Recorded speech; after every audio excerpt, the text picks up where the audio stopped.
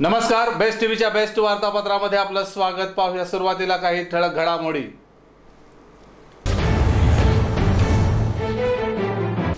जिल्ह्यातील अवैध वाळू वाहतुकीवर जिल्हा प्रशासनाची करडी नजर, वाहनांची होणार कडक तपासणी.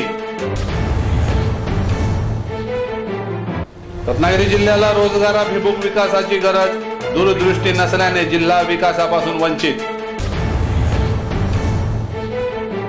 गाडीतळ येथील लक्ष्मी चौकातील नगर परिषदेची व्यायामशाळा अजूनही उपेक्षित, जिल्हाधिकारी देणार जातीनिशी लक्ष.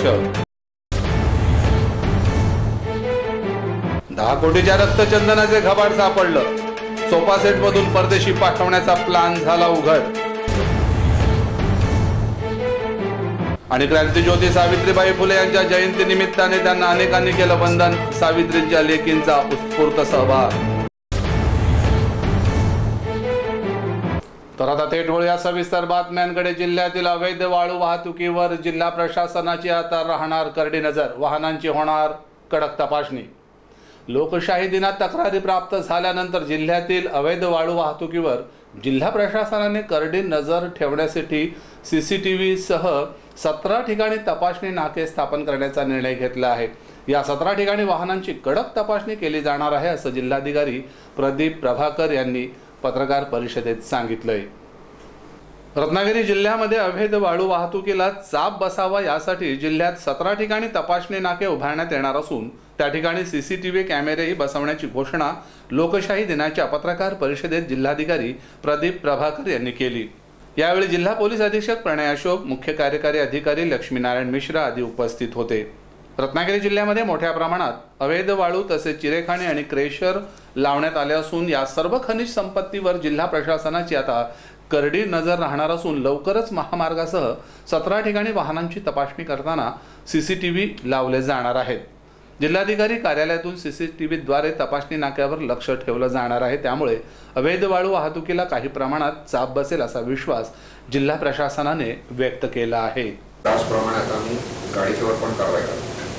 जे कोणी इलिगल काम जे वाळूचा उपसा करतात, आता वाळूच्या वेळी पकडतो, त्यामध्ये केलेले व्यक्ती, गाडी मालक, जमीन मालक सर्व इक्वली वी आर कंबाईंड त्याच्यावर जबाबदार आहे. तर असं कोणी म्हणू शकत नाही की मी गाडी दिलं होतं मला माहीत नव्हतं इलिगल चाललं. त्यांना माहीत असलं पाहिजे, इलिगल ॲक्टिव्हिटीला दिला नाही पाहिजे गाडी. यापूर्वी जिल्हाधिकारी तसेच पोलीस अधीक्षकांनी महामार्गावर CCTV बसवले जातील यासाठी जागाही निश्चित केल्या होत्या. मात्र त्यावेळच्या अधिकाऱ्यांनी दिलेली आश्वासने मंत्र्यांच्याच आश्वासनासारखी फुसकी ठरली. मात्र आता लवकरात लवकर हे काम पूर्ण करण्यात येणार असल्याचं समजतंय. तर रत्नागिरी जिल्ह्याला रोजगाराभिमुख विकासाची गरज, पर्यटन, आंबा, काजू, मासेमारी व्यवसायाची सांगड घातल्यास या तिन्ही क्षेत्रात ऊर्जितावस्था येऊ शकते. मात्र त्यासाठी लोकप्रतिनिधींच्या दूरदृष्टीची गरज आहे. आजच्या घडीला हीच दूरदृष्टी नसल्याने जिल्हा अद्यापही विकासापासून वंचित आहे. उपाशीपोटी असलेल्या समोर सोन्याचं ताट असलं तरी त्याची किंमत शून्यच, त्यांना अन्नच मिळालं पाहिजे. रत्नागिरी जिल्ह्याची ही स्थिती अशीच आहे. नैसर्गिक संपत्ती तसेच त्याची क्षमता खूप आहे, मात्र त्याचे रूपांतर विकासात करण्याचे प्रयत्न अपुरे पडत आहेत. जिल्ह्यात अनेक आमदार, खासदार, मंत्री होऊन गेले, मात्र निसर्गाने भरभरून दिले असलं तरी जिल्ह्याची दुबळी माझी झोळी म्हणायचीच वेळ येथील जनतेवर येऊन ठेपली आहे. रत्नागिरी जिल्ह्याला निसर्ग सौंदर्य, नैसर्गिक क्षमता, भौगोलिक विविधता, समुद्र, पावसाचे प्रमाण अशी प्रत्येक गोष्ट या भागाची बलस्थाने आहेत. मात्र दुर्दैवाने हीच बलस्थाने आतापर्यंत जिल्ह्याच्या आणि कोकणाच्या विकासाच्या आड येत असल्याचं म्हणावं लागेल. जिल्ह्यामध्ये म्हणावा तसा विकासच येथील लोकप्रतिनिधींनी केलेला नाही आहे. विस्तृत समुद्रकिनारा असून बोटींची सुविधा नाही, उत्कृष्ट बंदरे नाहीत, पाणी आहे मात्र ते अडवण्यासाठी कोणतीच सुविधा नाही, अरुंद रस्ते असणारे रस्तेही खड्डेमय. पूर्वीच्या सरकारने आणि तेव्हाच्या लोकप्रतिनिधींनी सुरू केलेल्या STच्या गाड्या आज त्याच वेड्यावाकड्या रस्त्यांनी धावत आहेत. यासाठी असणाऱ्या साधन संपत्तीचा उपयोग करून प्रगत देशातील विकास या जिल्ह्यात राबविल्यास रोजगाराभिमुख विकास साधता येईल एवढं मात्र निश्चित. मात्र येथील लोकप्रतिनिधींनी देश परदेशाचे नुसतेच दौरे न करता इथल्या समस्यांवर अगोदर लक्ष देणे गरजेचं आहे. येथील जर का औद्योगिक विकास धोरण राबवलं गेलं तर कोकण समृद्ध व्हायला वेळ लागणार नाही. तर यानंतरची बातमी आहे लक्ष्मी चौकातील नगर परिषदेच्या व्यायामशाळेबाबतची।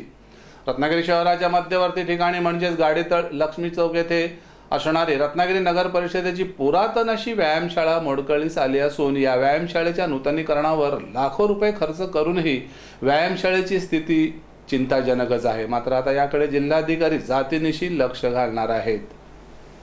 रत्नागिरी शहरात अनधिकृत बांधकामाचं पेव फुटलं असतानाच रत्नागिरी नगर परिषदेची स्वातंत्र्यवीर सावरकर लक्ष्मी चौकातील व्यायामशाळा अत्यंत जीर्ण झाली असून या जीर्ण झालेल्या इमारतीत दिवसाला 60 ते 70 मुले व्यायामाचे धडे घेत आहेत। दरम्यान सोमवारी झालेल्या भूकंपात या इमारतीला तडे गेले असून कोणत्याही क्षणी ती पडण्याची शक्यता आहे। तर याच इमारतीच्या मागील बाजूला भव्य अशी लाखो रुपये खर्च करून इमारत बांधली जात आहे। मात्र तिचे काम अनेक वर्ष सुरू आहे तरी हे काम अजूनपर्यंत पूर्ण झालेलं नाही। स्वतःला कार्यसम्राट म्हणवणारे अनेक नगराध्यक्ष नगरसेवक होऊन गेले, मात्र नगर परिषदेची स्वतःच्या मालकीची इमारत धूळखात पडून आहे। यावर लोकशाही दिनात पत्रकारांनी आणि जनतेने केलेल्या तक्रारीनंतर या इमारतीकडे आणि तेथे झालेल्या बांधकामाविषयी जिल्हाधिकारी प्रदीप प्रभाकर अधिक माहिती घेणार आहेत। या जुन्या इमारतीच्या परिसरात प्रशस्त जागा असून असणारी इमारत कधीही पडेल अशी स्थिती निर्माण झाली आहे। दर्शनी भागाची पडवी पूर्णपणे वाकली असून त्याखाली फी देऊन व्यायामाचे शिक्षण अनेक विद्यार्थी घेत आहेत। याचे चित्रीकरण केले आहेत आमचे बेस्ट टीव्हीचे प्रतिनिधी प्रशांत हर्चेकर यांनी। शुभं करोति कल्याणम आरोग्यम धनसंपदा म्हणजेच आपलं शरीर सुदृढ सशक्त आणि निरोगी असायला हवं तर त्याला व्यायाम हाच उत्तम पर्याय आहे। रोजच्या दैनंदिन जीवनात माणसाच्या शरीराला विशेषतः तरुण मुलांना व्यायाम असणे गरजेचं आहे। मात्र हा व्यायाम करणार कुठे हा प्रश्न उद्भवतो। ज्या व्यायामशाळा अस्तित्वात आहेत त्याकडे प्रशासनाचं पूर्णतः दुर्लक्ष आहे। मग भविष्यातील पिढी सुदृढ कशी होणार? निवडणूक काळात नुसत्या घोषणा, नंतर मात्र पूज्य। आता तरी याकडे नगर प्रशासनाने लक्ष द्यावं आणि जनतेला उत्तम अशी व्यायामशाळा उपलब्ध करून द्यावी। दरम्यान जिल्हाधिकाऱ्यांनी कडक निर्णय घेतला तरच ही नगर परिषदेची व्यायामशाळा पुन्हा नव्या रूपात उभी राहील अशी अपेक्षा व्यक्त करत आपण इथे घेणार आहोत छोटासा ब्रेकच्या पलीकडे आपण पाहणार आहोत आणखी काय महत्त्वाच्या घडामोडी। तुम्ही पाहत रहा बेस्ट टीव्हीचं बेस्ट वार्तापत्र। ताज्या घडामोडींचा अचूक वेध, एक नजर सत्यावर।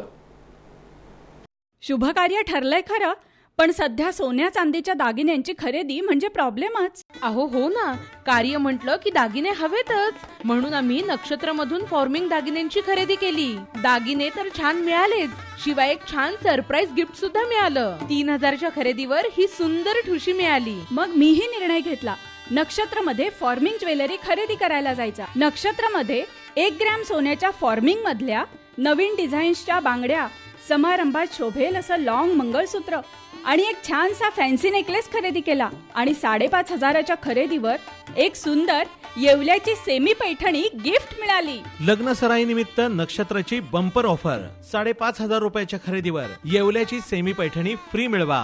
3000 रुपयांच्या खरेदीवर सुंदर कोल्हापुरी ठुशी फ्री मिळवा। नक्षत्रमधील खरेदी म्हणजे शुभमंगल खरेदी। नक्षत्र फॉर्मिंग ज्वेलरी, दुकान क्रमांक 10, सोहम आर्केड, हॉटेल सुखधाम समोर, MG रोड, रत्नागिरी। ब्रेक नंतर पुन्हा एकदा आपलं स्वागत। तर ब्रेक नंतरची महत्त्वाची बातमी आहे। 10 कोटीच्या रक्तचंदनाचे घबाड सापडलं। सोफा सेट मधून परदेशी पाठवण्याचा प्लॅन झाला उघड। डोळ्यात तेल घालून लक्ष ठेवणाऱ्या पोलिसांना ज्याची माहिती मिळाली नाही ते वन विभागाच्या अधिकाऱ्यांनी करत तब्बल 20 कोटीचे रक्तचंदनाचे लाकूड शोधून काढत हे रक्तचंदन परदेशी पाठवण्याचा प्लॅन उघड केला। रक्तचंदन तस्करीचा वन विभाग अधिकाऱ्यांनी पर्दाफाश केला असून रक्तचंदनाचे जणू घबाडच वन विभागाच्या हाती लागला आहे। चिपळूणच्या विविध भागातून सुमारे 9000 किलो म्हणजे 9 टन इतकं रक्तचंदन लाकूड वन अधिकाऱ्यांनी जप्त केलं आहे। आंतरराष्ट्रीय बाजारपेठेत त्याची किंमत सुमारे 10 कोटीहून अधिक असल्याची माहिती पुढे आली असून या तस्करी मागे आंतरराष्ट्रीय टोळी असल्याचा संशय अधिकाऱ्यांना आहे। त्या अनुषंगाने वन अधिकारी तपास करीत आहेत असं रत्नागिरी जिल्ह्यातील अनेक वृत्तपत्रातून छापून आलेल्या बातमीत म्हटलं आहे। विशेष म्हणजे सोफा सेट मधून पॅकिंग करून हे रक्तचंदन वाहतूक करण्याचा प्लॅन होता।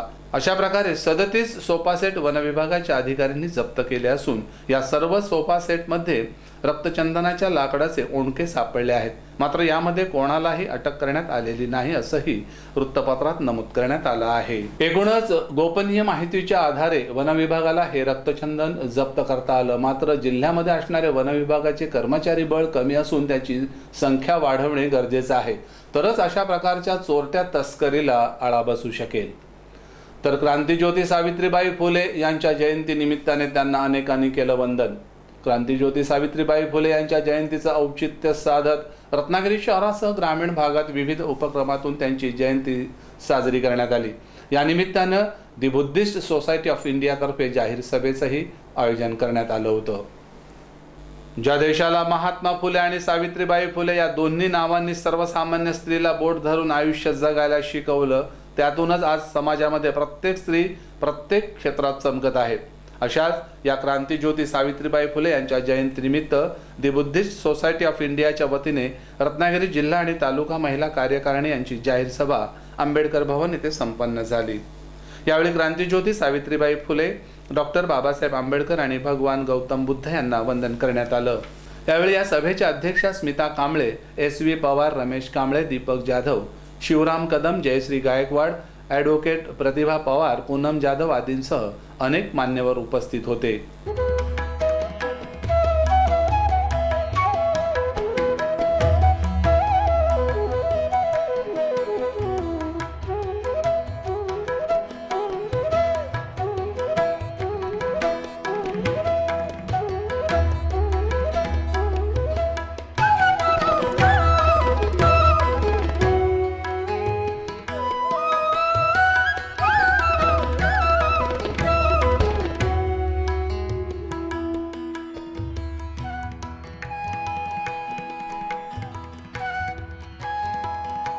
या जाहीर सभेला सावित्रीबाईच्या लेकी म्हणून सभागृहात मोठ्या संख्येने महिला उपस्थित होत्या. यावेळी अनेक मान्यवरांनी उपस्थितांना मार्गदर्शन केलं. आणि इथे जे काही महिला आहेत, ज्या काही जमलेल्या इथे महिला आहेत, त्यांना इथून काहीतरी घेऊन जाण्यासाठी आम्ही मान्यवर आहोत असं नाहीये. आम्ही जे काही सांगतो तिथं सुद्धा कुठेतरी काहीतरी लिहिलेलं आहे किंवा समाजामध्ये जे आम्ही उघडपणे स्त्री लज्जा उत्पन्न होणे, असे वर्तन करणे, स्त्रियांच्या सभ्यतेचा अपमान करणे, बळजबरी करणे असे प्रसंग हे कायम प्रवासात किंवा गर्दीच्या ठिकाणी घडतात. असा प्रसंग जर कुणाच्या आयुष्यात आला तर घाबरून न जाता सावित्रीबाई फुले यांच्या जन्मदिनाचं औचित्य साधत ग्रामीण भागात मुलींची नावं त्यांच्या घरांना देण्यात आली आहेत.